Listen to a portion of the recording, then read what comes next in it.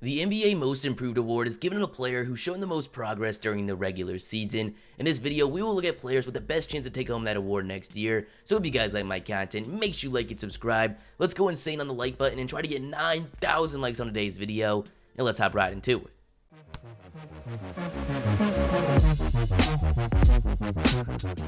Okay guys, we're going to start this off by looking at some players going into their third season. This is a time where we commonly see players take the jump to top NBA talent. They have the jitters out the way, they have 2 NBA offseasons under their belt, and they need to prove themselves going into the second half of their rookie contracts. The first player we're going to look at is going to be Lonzo Ball. Lonzo Ball has been one of the most covered players in the whole entire league, and it isn't an uncommon belief to really think this could be his year. Lonzo was the second overall pick in 2017 to the Los Angeles Lakers and was one of the most hyped rookies we have ever seen, but really disappointed us to start off his career, averaging just 10.7 assists, shooting only 36% from the field and 30% from 3 in his rookie season. This season he took a jump to 41% from the field and 33% from 3, nothing crazy, but he's proven himself as a passer, more importantly as a defender. There's no question he's going to be in the league for the foreseeable future. Lonzo Ball recently got traded from the Big Lights of Los Angeles and is headed to team up with the #1 overall pick Zion Williamson in New Orleans. Here, I think Lonzo could really show that potential we saw in college. People forget just how amazing he was at UCLA. He led his team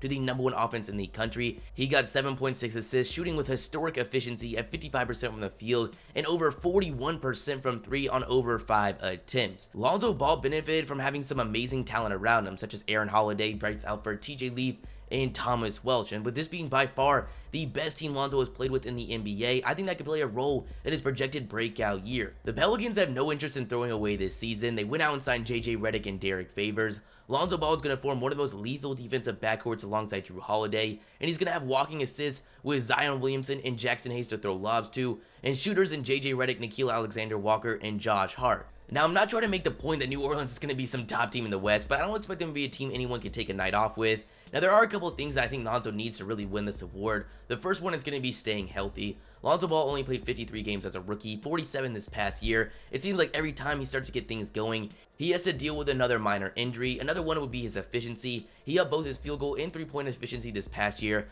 I hope this year we see nothing different with a slight increase in volume, but a big thing for Lonzo is going to be becoming an actual threat going at the rim.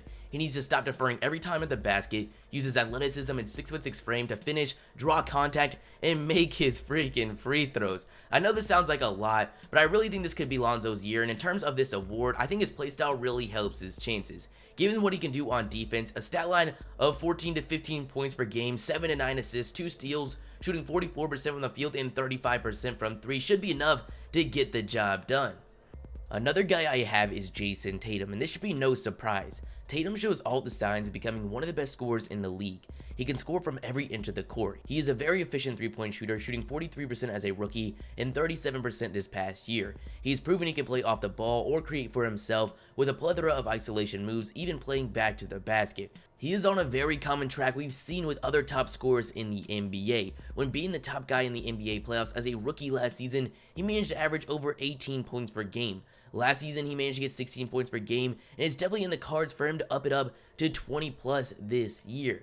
Now, I liked his chances a lot more with Kyrie out and him being the clear-cut #1 option, but Danny Ainge decided to hand the keys to another all-star point guard in Kemba Walker. I'm really not sure this was the right move. We saw a lot of progress out of Marcus Smart this past year. Jaylen Brown still has a lot of untapped potential, and Tatum is ready to be that #1 guy, so I think building around them might have been their best bet. But even with Kemba, I expect a big jump out of Tatum, putting him in consideration for this award.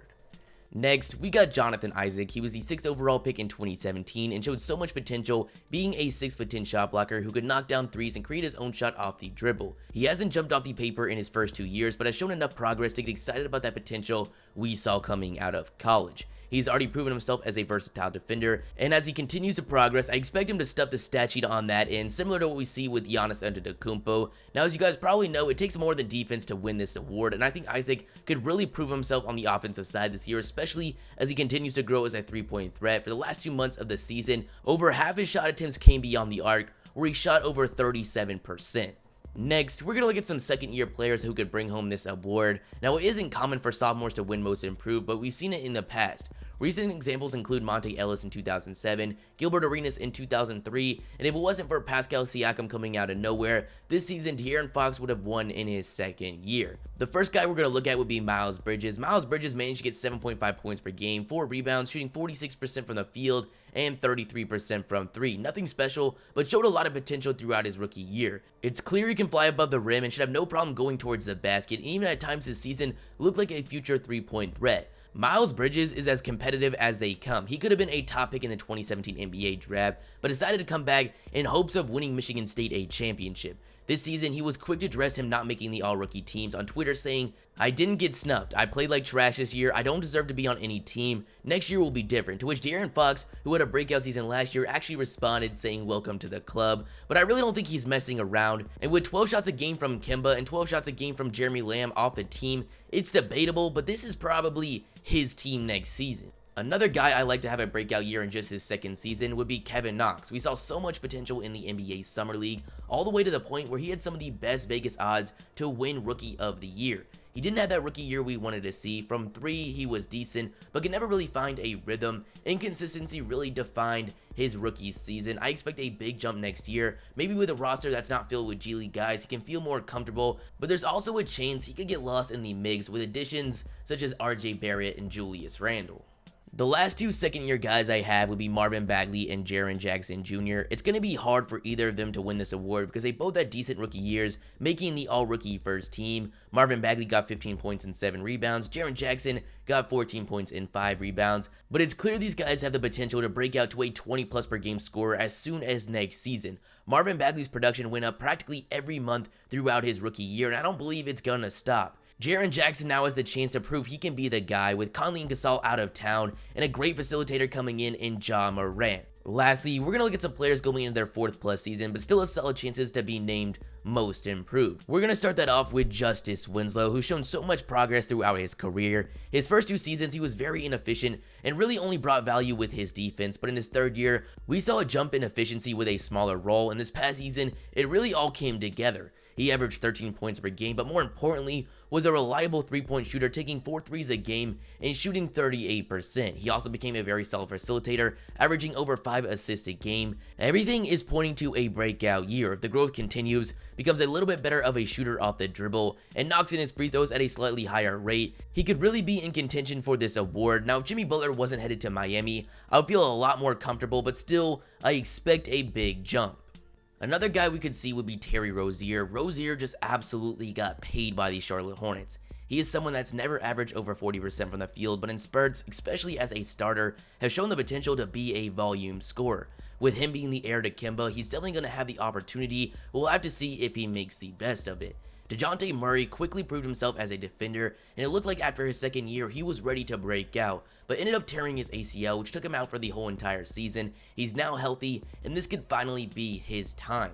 Jeremy Lamb has gotten better every single year since being in Charlotte. Over the past 2 years, has actually become a very solid 3-point shooter. Now he's going to a new team in Indiana. It's a little late for a breakout year at 27 years old, but I definitely see it as a possibility. The last one we have for this video is going to be Caris LeVert. With all the recent conversations surrounding the Brooklyn Nets and their new additions, such as Kyrie Irving and Kevin Durant, we forget about LeVert. Before going down with an injury this past year, he was averaging almost 20 points per game. Once coming back, it wasn't the same, but had an amazing showing in the NBA playoffs, scoring 21 points per game, shooting 48% from the field, and 52% from 3 against the Philadelphia 76ers. With a summer to get fully healthy, I think next year he could pick up where he left off and make a run at this award. The NBA Most Improved Award isn't usually a fluke. Winners consistently go on to have very solid careers. Just looking at some of the most recent winners, we have Paul George, Jimmy Butler, CJ McCollum, Victor Oladipo, and the MVP of the league this season, and Giannis Antetokounmpo. We already had the Vegas odds for the MVP award. Giannis is leading the way and Harden is just behind.